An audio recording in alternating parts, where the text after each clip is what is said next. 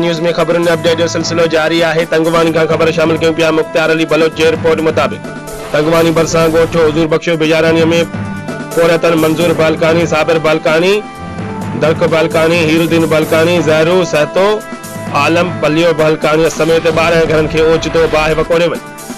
इतला बावजूद fire brigade अमलो न पहुतो। बाहि विसाईंदे साह बूसाट जण सबब मुस्मात ग्रामल खातू बेहोश थी वई।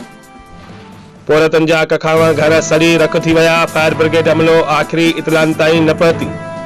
बाहि वधी वञण सबब गोठ जे ॿियनि घरनि खे बि बाहि लॻण जो अंदेशो। बाहि सबब पोरतन जो अनाज, हंध बिस्तरनि, खाधे पीते जे सामान ऐं रोक रक़म समेत अल्लाह तला सड़ी रख थी वियो। ॿारनि ऐं औरतुनि में कीहाट पइजी विया। पाड़ेसरी गोठड़नि पारां पंहिंजी मदद पाण बाहि विसण जी कोशिश जारी आहे।